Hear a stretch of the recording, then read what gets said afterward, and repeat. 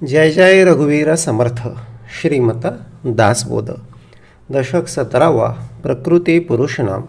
समास 10वा. टोणप सिद्ध लक्षणनाम. श्रीराम समर्थ.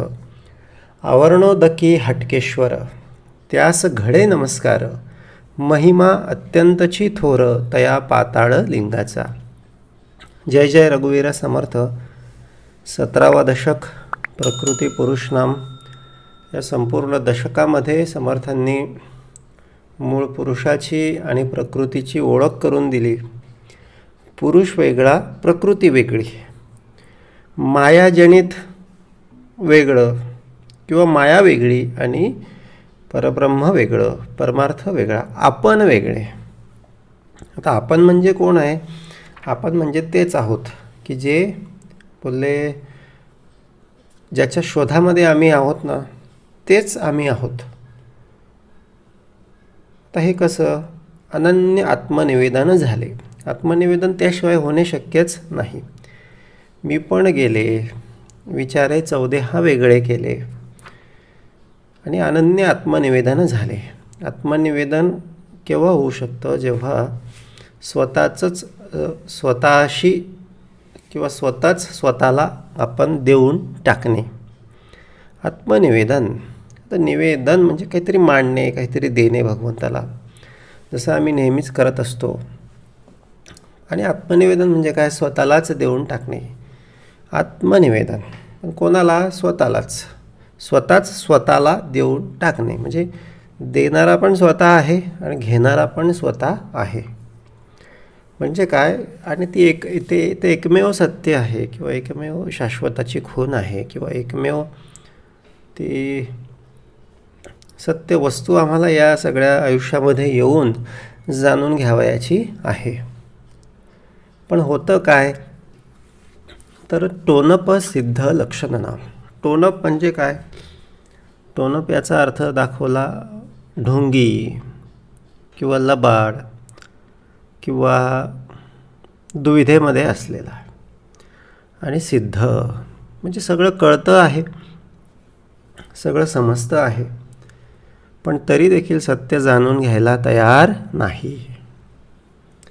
म्हणजे काय? तर उंच पण सारखं आणि नीच पण सारखं, सोनं पण सारखं आणि बेंटेक्स पण सारखं. म्हणजे हे सगळं सारखंच आहे, सगळं एकच आहे. म्हणून काही वेगळेपणा किंवा काही तथ्य मी धरणार नाही किंवा काही जाणीव मी धरणार नाही. मनाच्या जाणीवेनुसार कार्य करेल. ही भूमिका कोणाची भूमिका आहे? टोणप सिद्ध लक्षण. म्हणजे सिद्ध म्हणजे सगळं कळतं आहे, पण काय आहे? टोणप म्हणजे काय? झाकण ठेवलेलं आहे. समास 10वा. टोणप सिद्ध लक्षणनाम. तर 10वा समास आहे.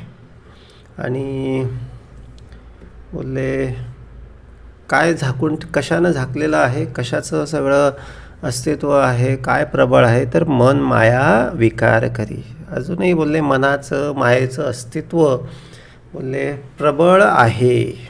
म्हणून काय आहे? तर टोणप आहे. टोणप गेला तर काय आहे? सिद्ध लक्षणनाम.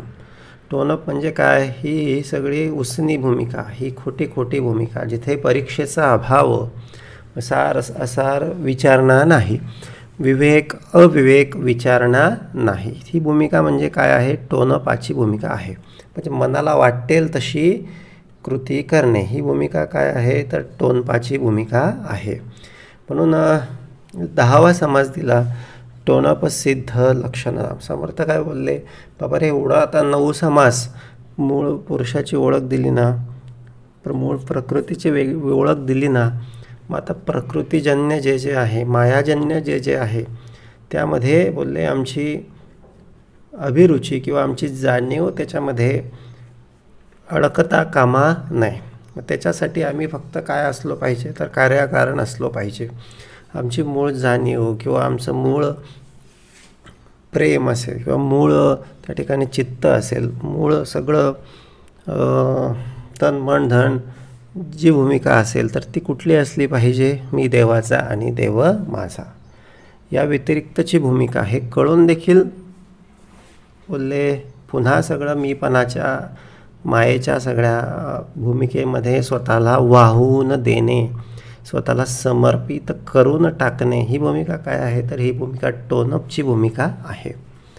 म्हणून आवर्णोदकी हटकेश्वर. आता हटकेश्वर काय आहे तर ते एक बोलले आवर्णोदकी पाण्याच्या सगळ्या वेढ्यामध्ये एक भूमीचा जणू काही असं समजायचं की एक भूमीच्या पाण्याच्या सगळ्या वेढ्या आवर्णोदकी, उदकाचं आवरण जे पाण्याच्या सगळ्या वेढ्यामध्ये जणू काही एक समजा एक बेट आहे आणि बोलले त्या ठिकाणी फार सुंदर मंदिर आहे आणि त्या ठिकाणी फार सुंदर पाताळलिंग आहे म्हणा किंवा खोल जमिनीमध्ये आहे म्हणा किंवा भुयारात आहे म्हणा. हा एक समजण्याचा सगळा भाग समर्थांनी या ठिकाणी दिला आणि त्या ठिकाणी बोलले फार सुंदर मंदिर आहे, सगळं छान आहे, पण त्याचा महिमा पण सुंदर आहे, पण त्या ठिकाणी आपल्याला जाता येईल का? नाही, कारण 7 समुद्रांचा वेढा त्या सगळ्या हटकेश्वराला पडलेला आहे. त्या ठिकाणी जाता येणार नाही, शरीरानं जाता येणार नाही. मग परंतु तेथे जाववेना, शरीरे दर्शन घडेना, विवेके आणावे हनुमाना तया ईश्वरासी. शरीरानं त्या ठिकाणी जाता येणार नाही. अशा ठिकाणी काय करावं लागतं तर विवेकानं बोलले दर्शन घ्यावं लागतं. म्हणजे काय मानस पूजा करावी लागते किंवा मनोमन त्या सगळ्या परमेश्वराला आठवावं लागतं. 7 समुद्राचे वेढे, 7 समुद्रांचे वेढे आहेत. उदंड भूमी पहिलीकडे आणि त्याच्यामध्ये भूमी आहे आणि मग त्या ठिकाणी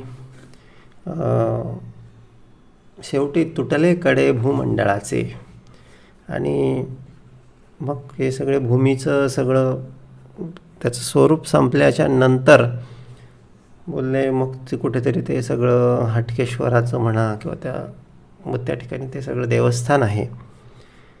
आता हा भाग बोलले जरी समर्थांनी दृष्टांताच्या स्वरूपामध्ये दिलेला असला तरी हे सगळे 7 द्वीपे म्हणा किंवा सप्तकंचुक ही काया.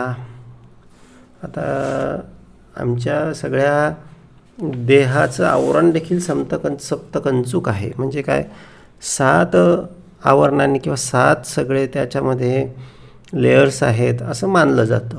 मग हे कुठले लेयर्स आहेत तर 5 भूते त्याच्यामध्ये आहेत आणि एक अहंकार आहे आणि एक ते महत्त्व म्हणजे ते आपलं सगळं आतमध्ये ते परब्रह्माचं परमात्म्याचं स्वरूप आपल्यामध्ये असलेलं ते.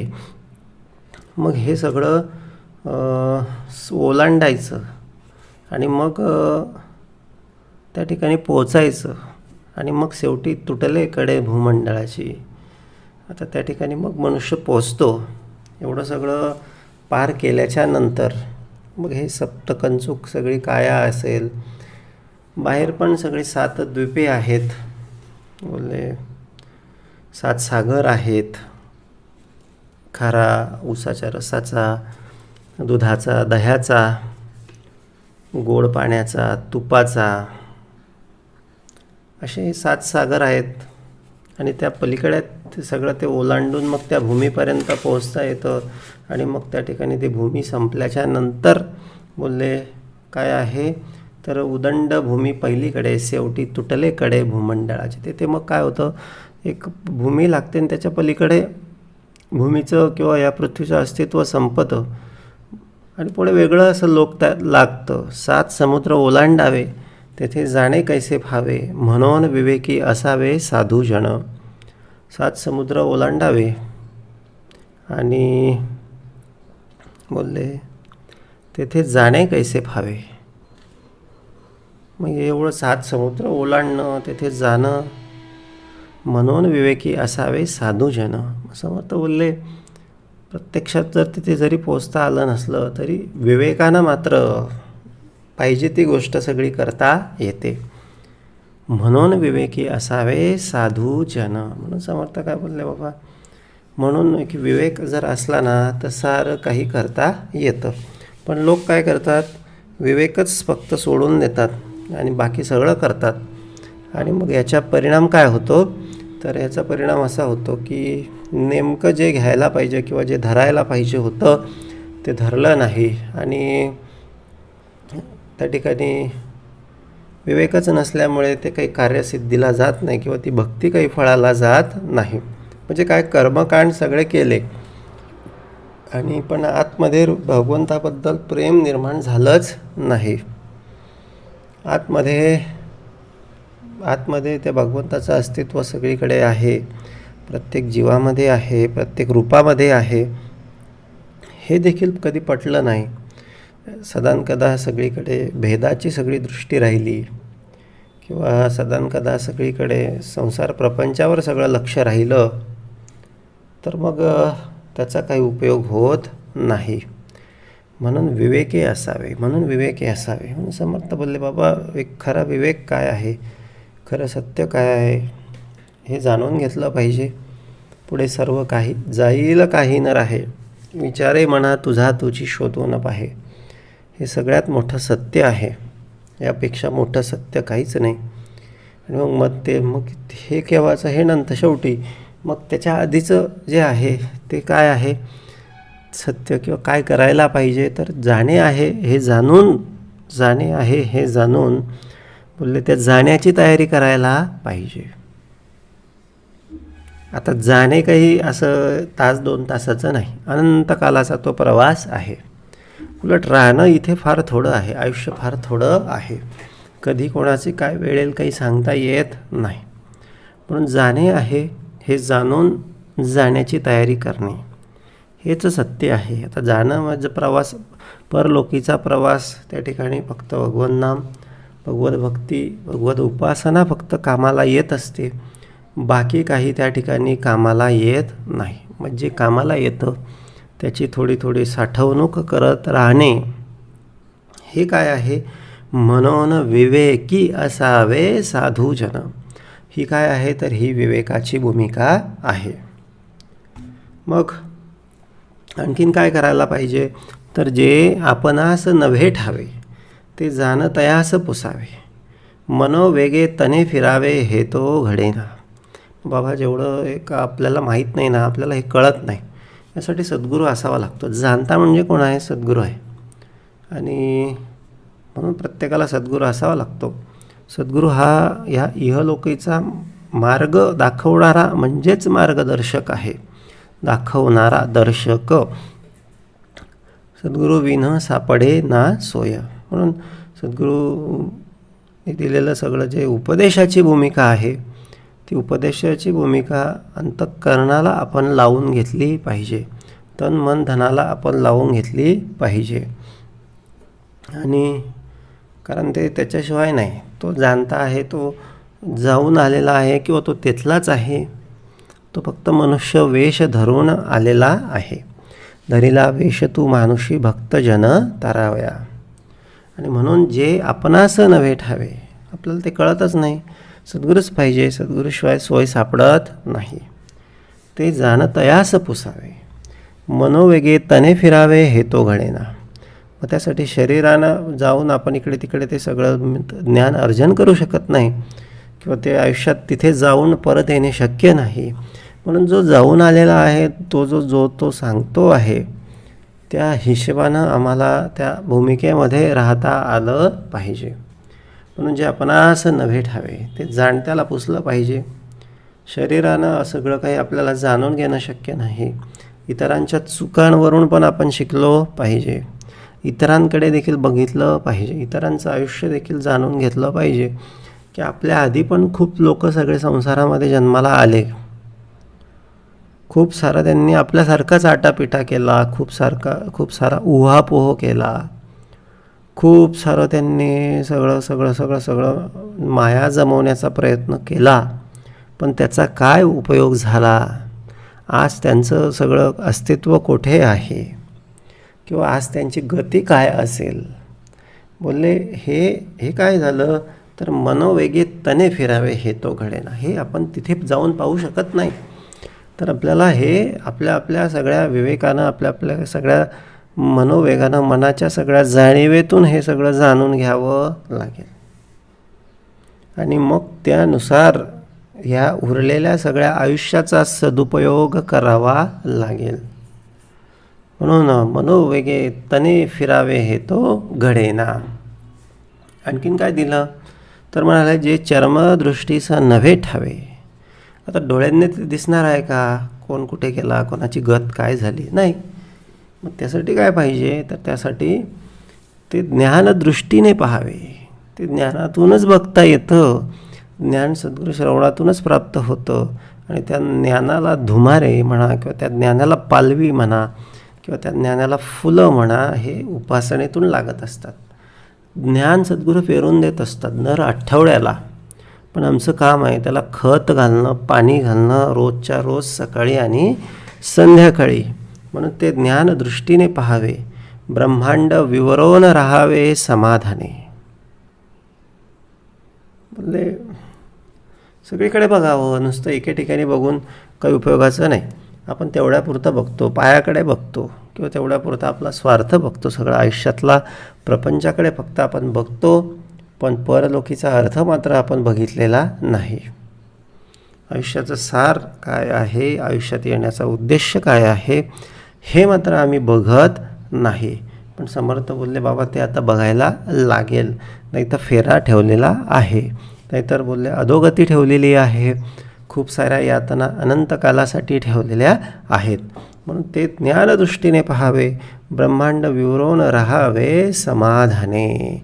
म्हणून आता सगळीकडे बघावं आणि बोलले विवेके सुखी असावे.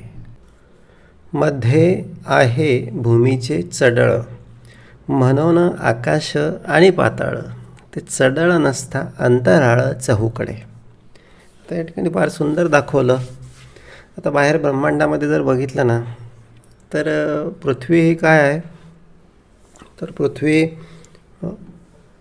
अवकाशामध्ये म्हणा किंवा आकाशामध्ये म्हणा फिरते आहे. त्याच्यावर काय आहे आकाश आहे आणि खाली काय आहे आकाश आहे. मध्येच काय आहे पृथ्वी आहे. म्हणजे मध्ये आहे भूमीचे चढळ, म्हणून आकाश आणि पाताळ. मग आता आकाशाच्या भूमीच्या वरचा भाग हा स्वर्गलोक मानला जातो किंवा देवलोक मानला जातो. भूमीच्या खालचा भाग हा पाताळ लोक मानला जातो आणि मध्ये मनुष्यलोक किंवा भूलोक पृथ्वीलोक मानला जातो. आता ते चढळ नसता अंतराळ चहूकडे. आता ती भूमी जर नसती तर काय झालं असतं किंवा भूमीचं जे आवरण जर नसतं तर काय झालं असतं अंतराळ सगळीकडे राहिलं असतं. बोलले हे असं आहे ना की बोलले हा एक अहंकाराचा चढळ आहे किंवा मीपणाचा चढळ आहे किंवा बोलले हे प्रापंचिक दृष्टी आहे तोपर्यंत काय आहे तर भूमी आहे, आकाश आहे, पृथ्वी, त्याच्यानंतर खाली पाताळ लोक आहे. पण एकदाचं हे चढळ निघालं म्हणजे काय आहे सगळीकडे काय आहे तर परब्रह्म आहे. म्हणजे याचा अर्थ तोच झाला विचारे चौदेहा वेगळे केले, मी पण तत्वासारिखे गेले, अनन्य आत्मनिवेदन झाले परब्रह्मी. म्हणजे एक प्रकारे काय झालं हे परब्रह्माशी अनन्य आत्मनिवेदनच झालं. बरोबर.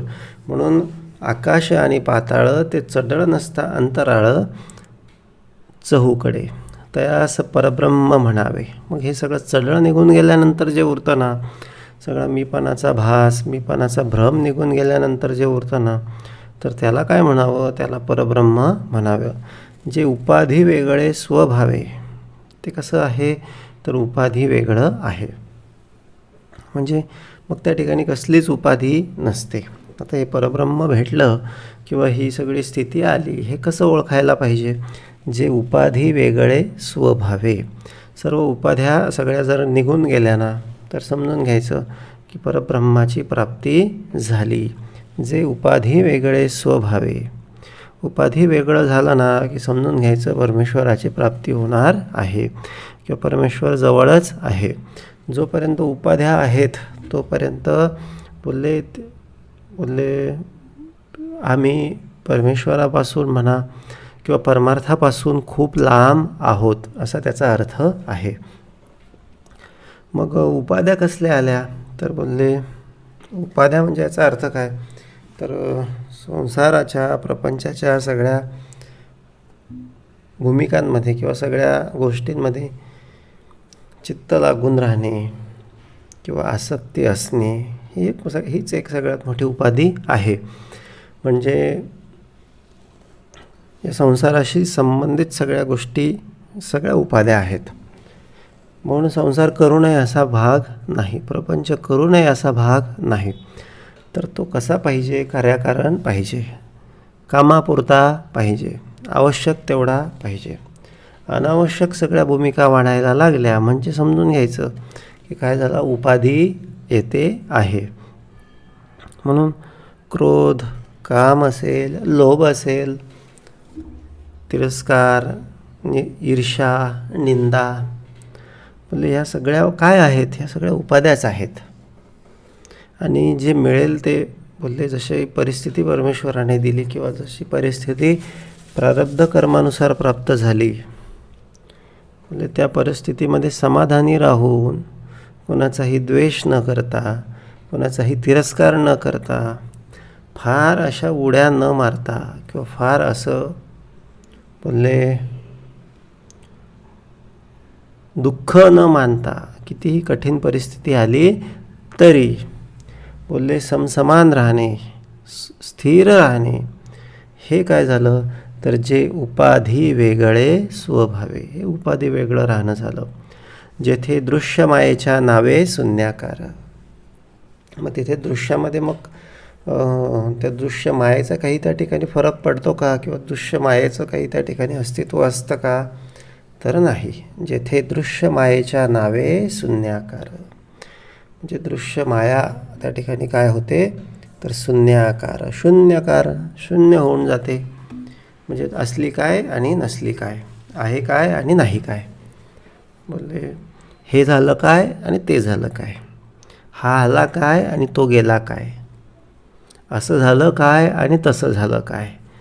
जेथे दृश्य मायेच्या नावे शून्याकार, म्हणजे काय झालं, शून्य झालं. म्हणजे त्याला काय म्हणावं मग? त्याला परब्रह्म म्हणावं, तयास परब्रह्म म्हणावे. बोले तेच खरं परब्रह्म आहे आणि त्याचीच प्राप्ती आम्हाला करून घ्यावयाची आहे. दृष्टीचे देखणे दृश्य, मनाचे देखणे भास, मनातीत निराभास, विवेके जाणावे. आता बोलले आम्हाला काय पाहिजे? दृष्टीचं पण देखणं नाही पाहिजे आणि मनाचं पण देखणं नाही पाहिजे.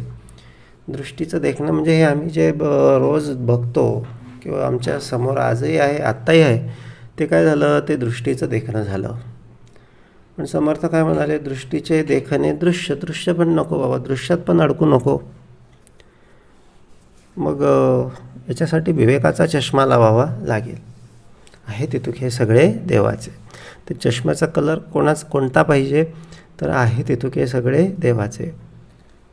जळी स्थळी काष्टी पाशानी, तेने विन कोठे रिता ठाव नाही. सगळीकडे त्याला बघता येणे, ही दृष्टी कोणाची झाली? ही विवेकाची दृष्टी झाली. आणि मनाचे देखणे भास, मग ते झालं. मग की मनाच्या कल्पनांचं काय तर बोलले तो सगळा भास आहे. मग फार सुंदर आहे. भास आणि वस्तुस्थिती, भास आणि वस्तुस्थिती. बऱ्याचदा आपण काय करतो, खूप साऱ्या गोष्टी ज्या कधीच घडणार नाहीत त्या नुसत्या कल्पनेत आणतो. असं होईल, तसं होईल, अमुक होईल, तमुक होईल, आणि चिंता करत बसतो किंवा दुःख करत बसतो किंवा स्वतःचं सगळं देह हा जो आहे तो रोगग्रस्त करून घेतो. मग समर्थ काय म्हणाले, बाबा जे मनाचा देखणं हा भासच आहे. म्हणून ज्या ज्या काही मनाच्या कल्पना उठल्या त्या सगळ्या कशामध्ये येतात? मग त्या सगळ्या भासामध्ये येतात.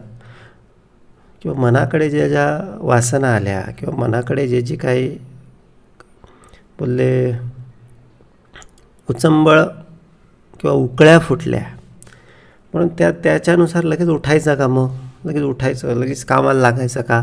नाही. कारण मनाचे देखणे काय आहे? भास आहे, ते सत्य नाही. प्रत्यक्षात जगायला आम्ही शिकलो पाहिजे, वस्तुस्थितीमध्ये आम्ही जगायला शिकलो पाहिजे.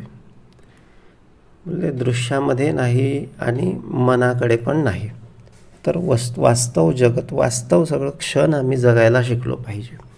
मग त्यासाठी आम्हाला ध्यानाचा म्हणा किंवा उपासनेचा म्हणा किंवा नामस्मरणाचा म्हणा सराव असायला पाहिजे. आणि हे करता करता करता करता बोलले आम्ही रिअल टाईम जगायला लागतो. एरवी आम्ही सगळं रील टाईममध्ये असतो. आजकाल तर सगळे आम्ही काय असतो, रील टाईममध्ये, म्हणजे काल्पनिक सगळ्या आभासी जगताचा जास्त आम्ही आमच्या प्रत्यक्ष जीवनाशी संबंध जोडून घेतलेला आहे. इंटरनेटच्या रूपानं, मोबाईलच्या रूपानं येऊन जाऊन 5 मिनिटांनी, 10 मिनिटांनी, अर्ध्या तासाने आम्ही सगळं ते बाहेरचं जग वेगवेगळ्या सगळ्या खिडक्यांमधून, गॅलरीमधून, स्टेटसमधून, रील्समधून, शॉर्ट्समधून सगळं काय करत असतो, बघत असतो. आणि बघून काय करत असतो, ते सत्य मानत असतो. आणि घरही चांगला निवांत बसलेला असतो बरं का. उगाच काहीतरी कोणी टाईमपास करायचा म्हणून काहीतरी मोबाईल हातात घ्यायचा आणि असं हे सगळं बघायचं. त्यातून वेगवेगळ्या सगळ्या कल्पना, वेगवेगळ्या सगळ्या ईर्ष्या, असूया किंवा भास किंवा निंदा, द्वेष, तिरस्कार, हेवा किंवा चिंता सगळ्या आमच्या वाढीस लागत असतात. म्हणजे हे काय झालं, घेणं न देणं कंदील लावून येणं. म्हणजे काय, उगाच बसलेला होता, बसला ध्यान केलं असतं, आपल्या श्वासांकडे बघितलं असतं, भगवंताला आठवलं असतं, काहीतरी चांगलं वाचलं असतं, काहीतरी चांगलं ऐकलं असतं, ते दिलं सोडून. आणि काय केलं, काहीतरी उगाच असं काहीतरी बाहेरचं बघत बसला आणि काय झालं, मनाकडे खळबळ सगळी सुरू करून टाकली. म्हणजे परत मन अस्थिर झालं, परत मन काय झालं, बेचैन झालं. म्हणजे काय झालं, भासाकडे गेला, रिअल टाईम सोडून भासाकडे गेला. किंवा दृश्याकडे होता, दृश्याकडे तर असतोच, परत भासाकडे मनुष्य वारंवार जात असतो. आणि म्हणून मग त्याचं असं सतत चिडचिड होणे, सतत त्याला थकल्यासारखं वाटणे किंवा कशातही मन न लागणे, हे याचा परिणाम आहे. कारण वास्तविक जीवनात जगतच नाही. आणि मग त्या सगळ्या आतल्या भूमिकेची, बाहेरच्या भूमिकेची काय होते, त्या ठिकाणी त्यांचं मॅचिंग होत नाही, मॅच होत नाही. आता आतमध्ये काय आहे, आतमध्ये वास्तव जग आहे किंवा सत्य भूमिका आहे किंवा शांती आहे, आनंद आहे, प्रेम आहे, सत्य स्वरूप हे सगळं आहे. आणि बाहेरचं सगळं आभासी आहे. आता आतमधलं सत्य त्या बाहेरच्या आभासी जगाला कसं मॅच होणार. येऊन जाऊन आम्ही आतल्या सगळ्या सत्य जगताचा, आतल्या सगळ्या शांतीचा अनुभव घेतला पाहिजे किंवा एकाग्रतेचा, एखाद्या कामाकडे आम्ही लक्ष लावलं पाहिजे, ध्यान केंद्रित केलं पाहिजे. तर ते सोडून आम्ही सतत बाहेर डोकावत बसलो तर काय होणार आहे. तर बोलले आतलं सत्य जगत आणि बाहेरचं आभासी जगत यांच्यामध्ये काय होणार आहे, ताळमेळ काही बसणार नाही.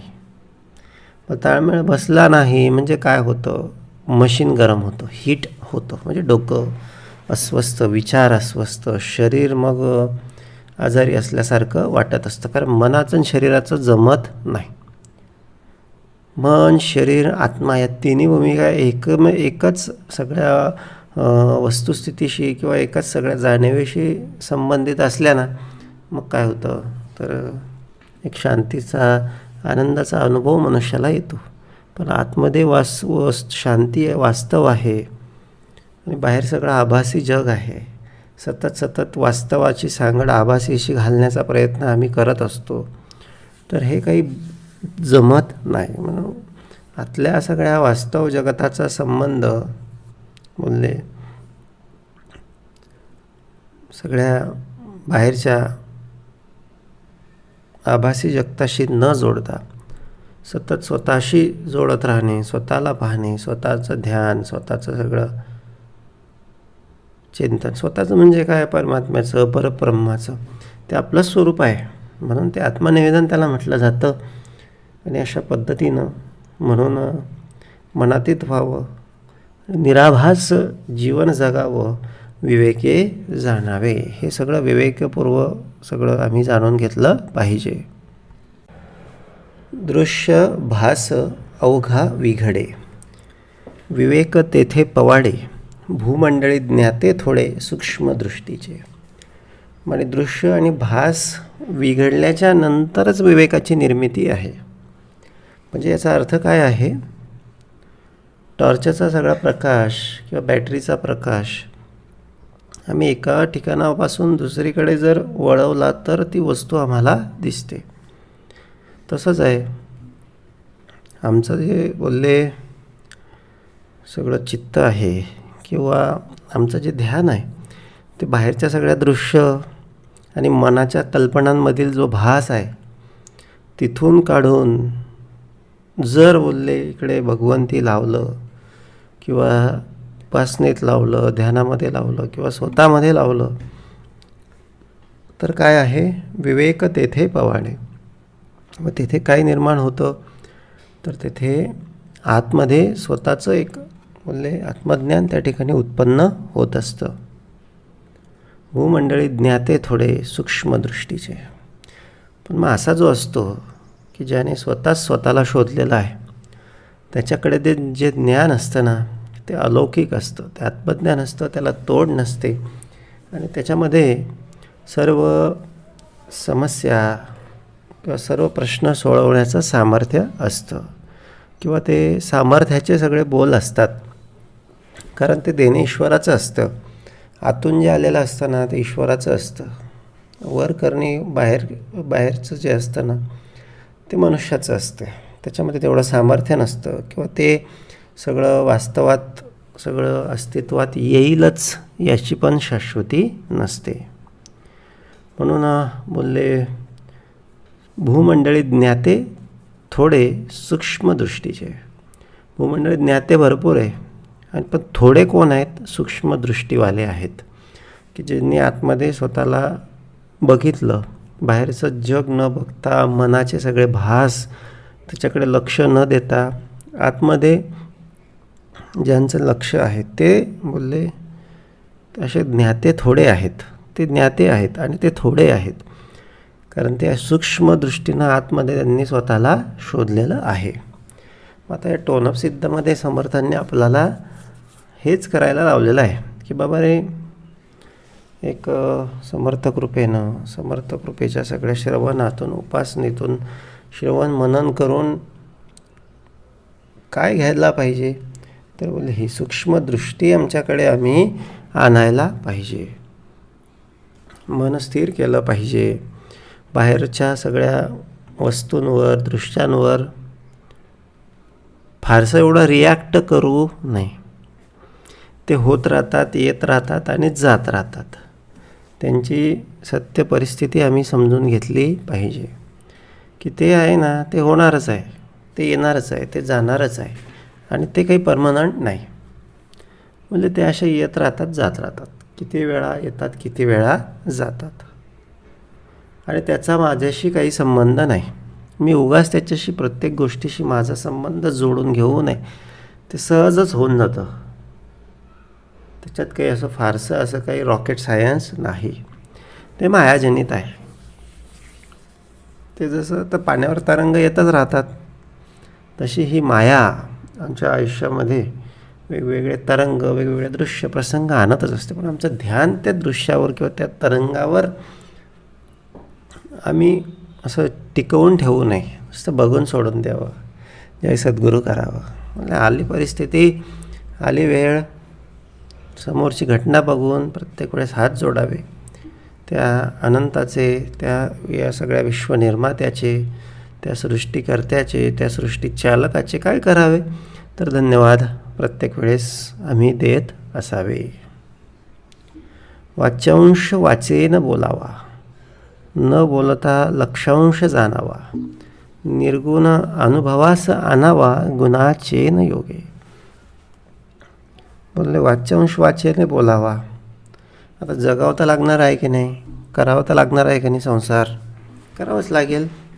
काही हरकत नाही. सगळं करायचं, लोकांसारखंच करायचं, लोकांपेक्षा चांगलं करायचं, काही हरकत नाही. प्रामाणिकपणे करायचं, सुंदर पद्धतीनं करायचं, मनापासून करायचं. पण आतमध्ये न बोलता लक्षांश जाणावा. पण चित्त कुठे आहे? हे आतमध्ये आहे. कांदा मुळा भाजी अवघी विठाबाई माझी. बाहेर दिसताना काय दिसतं आहे? मळा, तो सावतामाळी मळा पेरतो आहे, कांदा मुळा भाजी लावतो आहे. आणि बोलले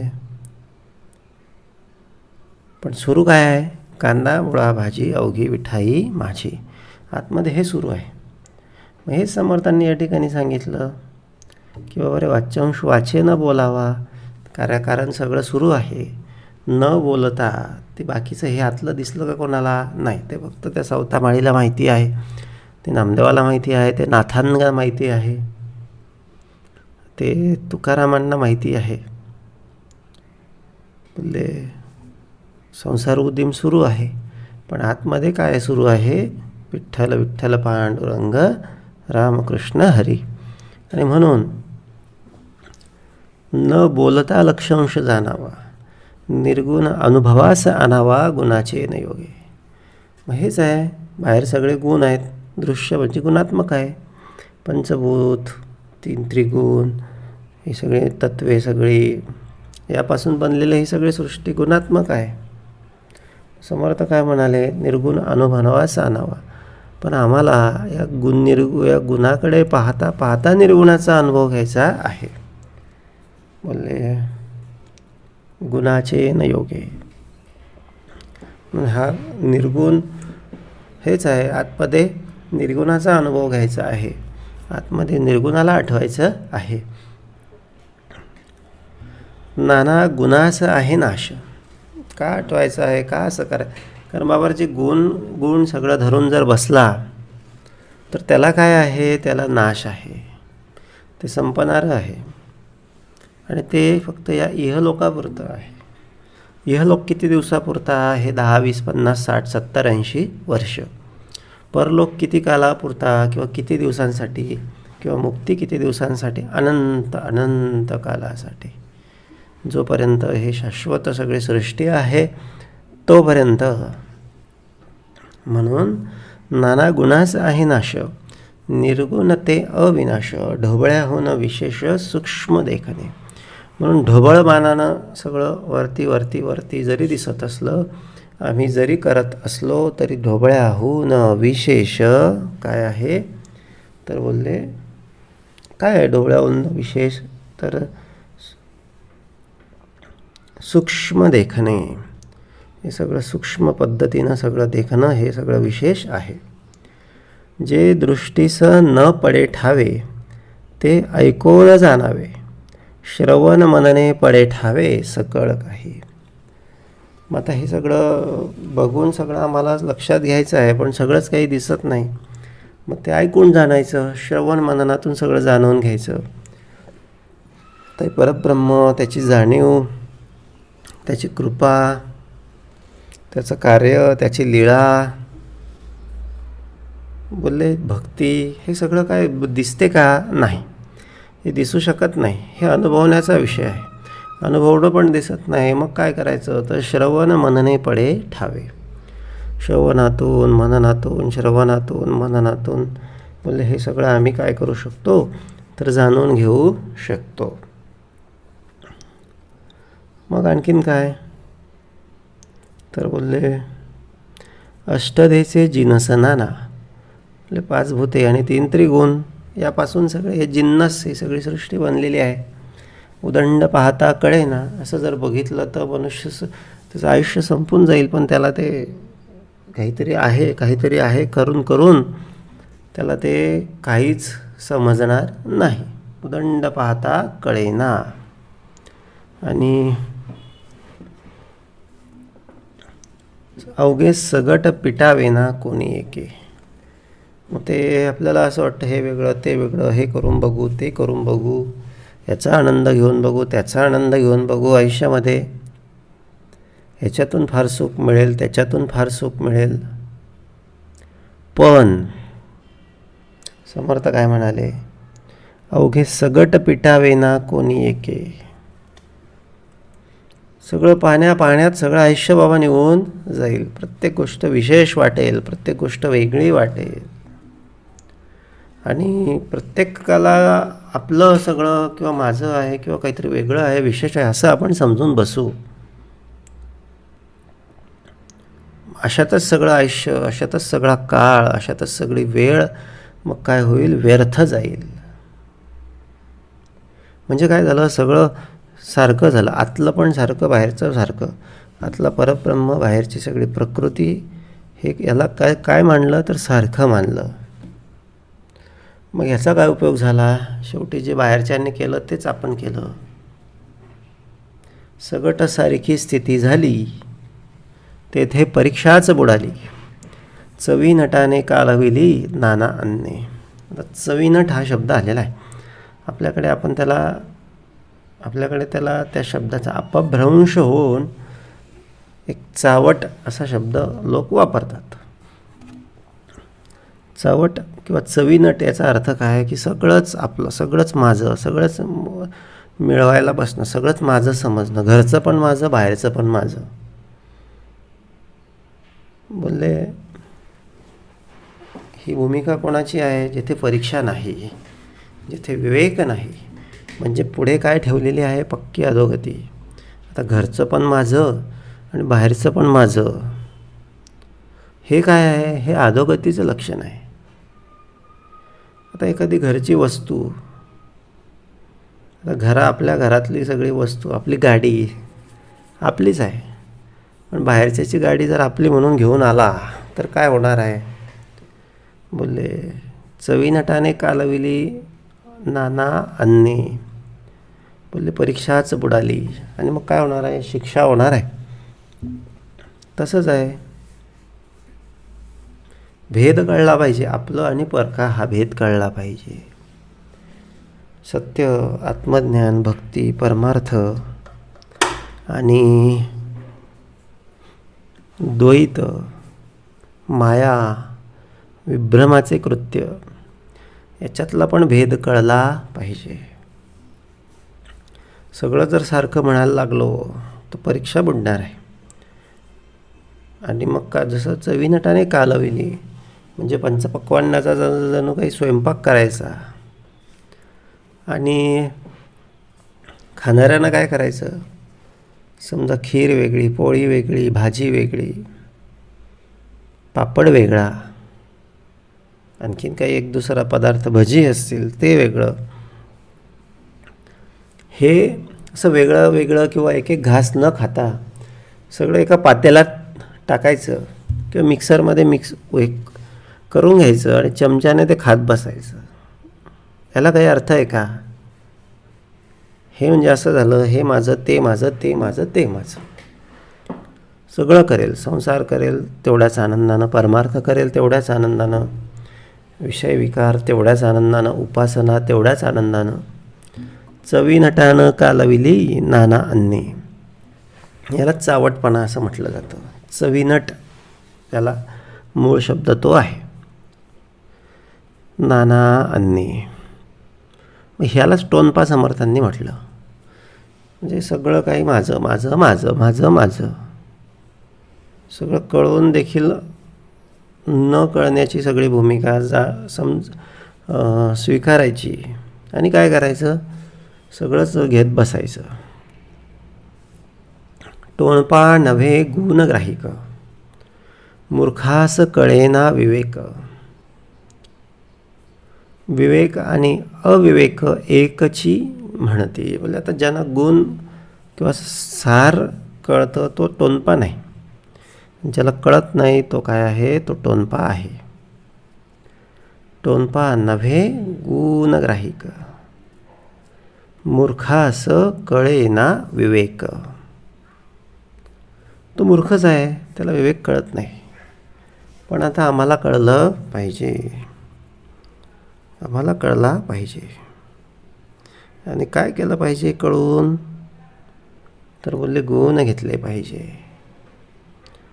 बोलले सार समजून घेतलं पाहिजे. बाहेरच्या दृश्यात्मक आणि भासात्मक सगळ्या जगतामध्ये आसक्ती काढून घेतली पाहिजे. तिकडे कार्याकारण बघितलं पाहिजे, तिकडे निमित्त मात्र बघितलं पाहिजे. बोलले विवेक आणि अविवेक एकची म्हणती. आणि ही काही भूमिका एक नाही हे जाणून घेतलं पाहिजे. उंच नीच कळेना ज्याला, तेथे अभ्यासची बुडाला. नाना अभ्यासे प्राणी आला, सुटिका कैची. मग असा जो टोनपा असतो तो सगळं काही सारखंच समजतो आणि मग शेवटी अधोगतीला प्राप्त होतो. त्याची सुटका कशी होणार आहे? नाही होणार.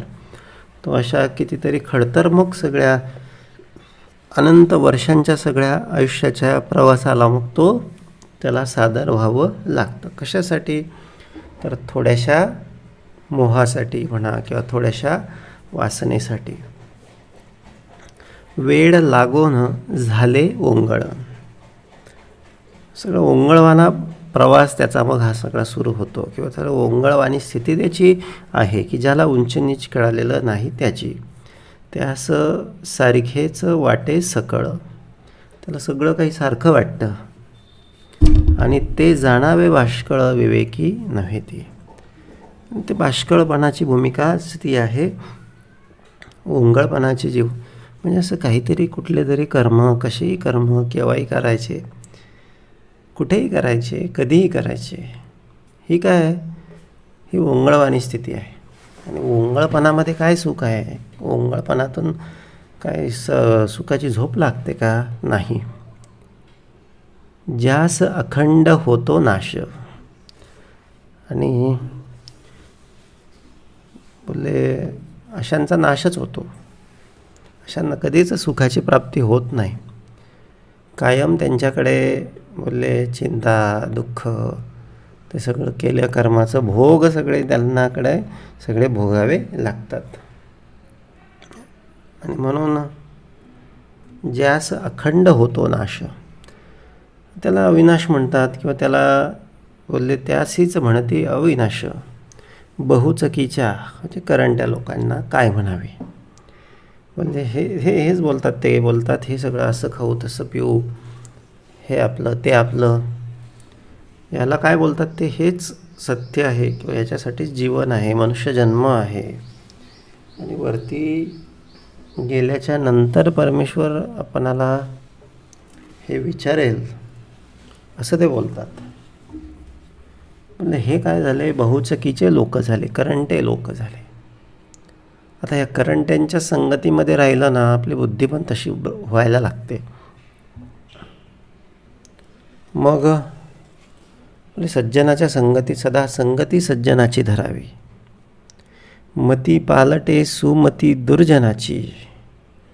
उत्तमाच्या संघामध्ये राहिलो ना तर आपली सुमती निर्माण होते. आपली आपल्यामध्ये थोडीफार दुर्मती असली ती पण काय होते? नाहीशी होते. मती पालटे सुमती दुर्जनाची, धरी रे म्हणा संगती सज्जनाची. सज्जनाची संगती आपण धरली पाहिजे. सज्जन तर एकच आहे, सद्गुरू साक्षात परब्रह्म. जो परमेश्वर आहे किंवा परमेश्वराचा दास आहे किंवा परमेश्वराचा भक्त आहे तोच सज्जन आहे. याचा अर्थ सत्य. सत्याचा जो शोधणारा जन आहे, सत्य शोधात निघालेले जे जन आहेत ते सज्जन आहेत. बाकी सगळे काय आहेत? तर दुर्जन आहेत. म्हणून नेहमी सत्याची, सज्जनाचीच संगती धरली पाहिजे. ईश्वरे नाना भेद केले, भेदे सकळ सृष्टी चाले. आंधळे परीक्षावंत मिळाले, तेथे परीक्षा घ्यायची. तर ईश्वरानं हे सगळं सृष्टी निर्माण केली, भेद निर्माण केले, बरं वाईट सगळं दाखवलं, सांगितलं. आणि या सगळ्या सृष्टीच्या सगळ्या चाली म्हणा किंवा सगळे नीती नियम सगळे घालून दिले.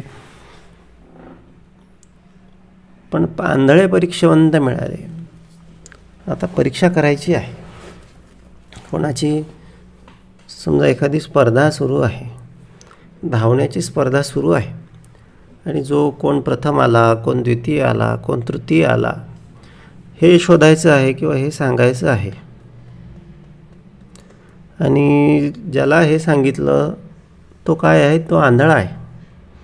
आता खरंच सांगा की तो कशा पद्धतीनं परीक्षा करणार आहे किंवा कशा पद्धतीनं तो सगळा त्या स्पर्धेचा निकाल सगळा सांगणार आहे. शक्यच नाही. मग त्यासाठी परीक्षावंत हा डोळस असावा लागतो. मग डोळस म्हणजे विवेक असावा लागतो. आता कोणी काही कोणाचं ऐकेल आणि घेऊन चालेल ह्याला काही अर्थ आहे का? ही आंधळी परीक्षा झाली. त्यासाठी आधी सद्गुरू भेटले पाहिजे, विवेकाचे डोळे भेटले पाहिजे आणि मग कळतं खरं काय आणि खोटं काय. उंच नीच कळेना ज्याला, तेथे अभ्यासची बुडाला. नाना अभ्यासे प्राणी आला, सुटी काकायची. म्हणजे मग वेळ लागून झाले उंगळ, त्यास सारिखे वाटे सकळ. ते जाणावे बाष्कळ, विवेकी नव्हती. हे सगळं काय आहे? हे बाष्कळपणा, हे आंधळेच आहेत. जेथे परीक्षेचा अभाव, तर स्पष्ट शब्दात सांगायचं, परीक्षा नसणे यालाच टोनपा म्हटलेलं आहे. आपल्याकडे अपभ्रंश होऊन हा शब्द वापरला जातो. म्हणजे काय? जड, मतिमंद किंवा मंदमती या अर्थानं हा टोनपा, टेनपा, टेम्पा असे लोक अपभ्रंश करून आपल्याकडे हा शब्द वापरतात. आणि जेथे परीक्षेचा अभाव, तेथे टोनपा समुदाव. गुणची नाही गौरव, येईल कैची. गुण असतील तर गौरव होतो. कुठेही बघा, उत्तम गुण असतील, सद्गुण असेल तरच गौरव शक्य आहे, नाहीतर गौरव शक्य नाही. आणि म्हणून गुण धारण करावे, उत्तम गुण धारण करावे, कष्ट घ्यावे. कष्टाशिवाय पर्याय नाही. थोडे कष्ट करावेच लागतील. उपासनेचं कष्ट, उत्तम गुणांचं कष्ट, व्यायामाचे कष्ट, अभ्यासाचे कष्ट. याच्यानंतर काय आहे? मेहनतीचे कष्ट, आळस त्यागण्याचे कष्ट. याच्यानंतर काय होतं? तर याच्यानंतर मग रिवॉर्ड्स मिळतो. म्हणजे काय? गौरव होतो, काहीतरी समाधान मिळतं. गुणाशिवाय नाही, कष्टाशिवाय नाहीच नाही. खरे खोटे एकची झाले, विवेकाने काय केले. असार सांडून सार घेतले, साधूजनी. खरे खोटं बाहेर सगळीकडे पसरलेलं आहे. सगळीकडे खूप गोष्टींना तोंड आम्हाला द्यावं लागतं. खूप सारे प्रसंग आमच्या सगळ्या जीवनात रोजच्या रोज येत असतात. खरे खोटे एकची झाले. पण मग अशा ठिकाणी विवेक लागतो. विवेकाने काय केले? तर हे खऱ्या खोटाचा निवाडा करून दिला. असार सांडून दिलं, असार बाजूला केलं. असार सांडून सार घेतले, साधूजनी. उत्तम वस्तूची परीक्षा, कैसी घडे नतद रक्षा.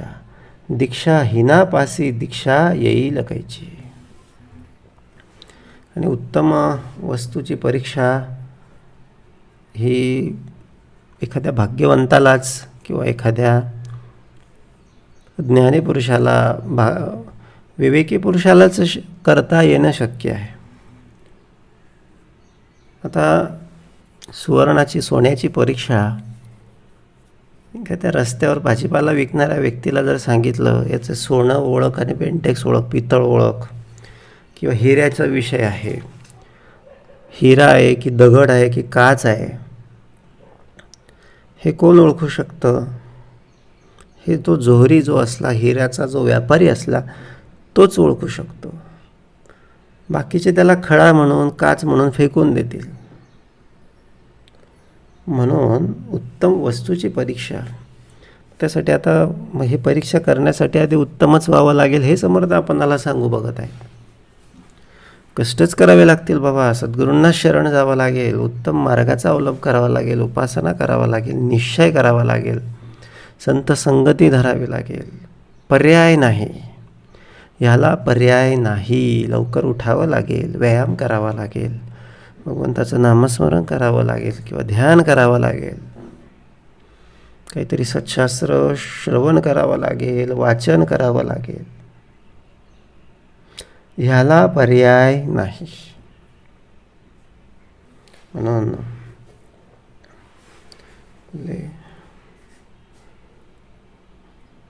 हे नतद्रक्षाला, करंट्या पुरुषाला हे शक्य नाही. दीक्षाहीनापाशी दीक्षा येईल कायची. एखाद्याने स्वतःच दीक्षा घेतलेली नाही, एखादा व्यक्ती स्वतःच तो गुरूंना मानत नाही किंवा स्वतःच त्याला कधी गुरूंची कृपा, गुरूंचं श्रवण किंवा गुरुपदेश झालेला नाही, असा व्यक्ती इतरांना कशी काय दीक्षा देऊ शकतो किंवा इतरांना कसा काय उपदेश करू शकतो. आपलेने ओंगळपणे दिशा करून शौच नेणे, वेदशास्त्रे पुराणे त्यास काय करीती. आता आपलाच करंटपणा याला म्हणायला लागेल. आपलाच आपण उद्धार करायला लागेल. आपलंच आपल्याला प्रयत्न करावे लागतील. दुसरा आपल्याला सोडवायला येणार नाही. तर एखादा व्यक्ती बाहेरून सगळी घाण त्याने उचलून घरात आणावी, आता याला दुसरा कोण काय करणार आहे. चांगला बंगला बांधला, सगळी भारीतली भारी टाईल लावली, चकचकीत सगळा किचन ओटा तयार केला आणि तिथे घरातली गृहिणी स्वयंपाक करते आहे आणि याने यावं आणि बाहेरून शेण असं रस्त्यात पडलेलं एखाद्या बैलाचं, म्हशीचं शेण उचलून आणावं आणि त्या ओट्यावर सगळं पसरून द्यावं, याला काय म्हणावं. बोलले हा मनुष्यदेह असाच मिळालेला, सुंदर मिळालेला, अमूल्य आहे, एकदाच मिळतो, परत मिळणार नाही. मग आता याच्यामध्ये याला या सगळं सुंदर स्वयंपाक करावा ह्या ओट्यावर, किचनमध्ये, बाहेरचं शेण आणावं, यास काय म्हणावे. वेदशास्त्रे पुराणे यास काय करते, याला कोण काय करणार आहे. म्हणून आधी राखावा आचार. आचार बाबा आधी सगळ्यात आधी सुधरवला पाहिजे, मग पहावा विचार, मग परमार्थ घेतला पाहिजे. आचार विचारे पैल पार पावीज येतो. या दोहोंच्या मदतीनं परलोकाला आम्ही गेलो पाहिजे किंवा आमचा परलोक सुधारला पाहिजे किंवा आम्ही सद्गतीला गेलो पाहिजे, आमचं कल्याण झालं पाहिजे, अशी अपेक्षा समर्थांची आहे. आधी राखावा आचार, मग पहावा विचार. जे नेमकास न कळे. आता जे विवेकी माणसाला हे सगळं कळतं, ते बाष्कळास केवी कळे. पण हे फार गहन आहे, फार त्याच्यासाठी प्रयत्न करावे लागतील, फार विचार करावा लागेल, फार साधना करावी लागेल.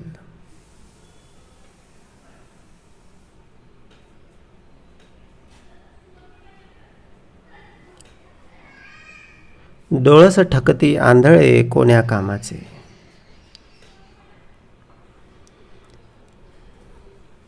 बोलले आंधळे राहून तर होणारच नाही. आणखीन पुढे काय दाखवलं. पाप पुण्य स्वर्ग नरक अवघेच मानिले एक, विवेक आणि अविवेक काय मानावे. पाप पुण्य एक आहे, स्वर्ग नरक एक आहे. हे जर सगळं एकच मानून चाललं तर मग कशालाच काही करायची गरज नाही. यालाच करंटपण असं म्हटलं गेलं. अमृत विष एक म्हणती, परी विष घेता प्राण जाती, कुकर्मे होते फजिती, सत्कीर्मी कीर्ती वाढे. मग हे एक राहूच शकत नाही, कारण अमृत वेगळं, विष वेगळं. अमृतानं बोलले आयुष्य वाढतं, विषानं प्राण जातो. म्हणून कुकर्मातून फजिती करून घेऊ नये, सत्कर्मातून कीर्ती वाढते, याची जाणीव ठेवावी. जास्तीत जास्त सत्कर्म करावं, कुकर्म कमी कमी कमी करत जावं. इहलोक आणि परलोक जेथे नाही साकल्य विवेक, तेथे अवघेच निरर्थक सकळ काही. पण हे विवेकातूनच सगळं साध्य होणार आहे. हे लोक असू द्या, परलोक असू द्या, सद्गुरूशिवाय नाही, श्रवणाशिवाय नाही, उपासनेशिवाय नाही. म्हणून संत संगेची जावे. म्हणून काय केलं पाहिजे? संत संघाची कास धरली पाहिजे. त्याच्याशिवाय पर्याय नाही. कारण डोळस असून उपयोगाचं नाही. कारण हे काही असं तिथे बोलले डोळंच ठकती आंधळे कोण्या कामाचे. हे कलिकाळाचं कार्य फार कठीण आहे.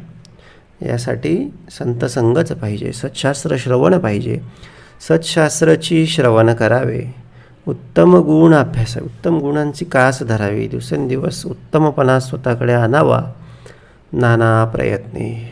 आणि यासाठी खूप प्रयत्न करायला लागतील. खूप कष्टाला घाबरू नये, खूप बोले त्रासू नये. प्रचंड मेहनत करावी, प्रचंड निश्चय, दृढ निश्चय ठेवावा आणि उत्तम गुण, सत्शास्त्र श्रवण, संत संघाच्या मदतीनं स्वतःचं कल्याण करावं, इतरांचं कल्याण करून घ्यावं. इति श्री दासबोधे गुरुशिष्य संवादे टोनप्रसिद्ध लक्षणनाम समास 10वा. जय जय रघुवीर समर्थ.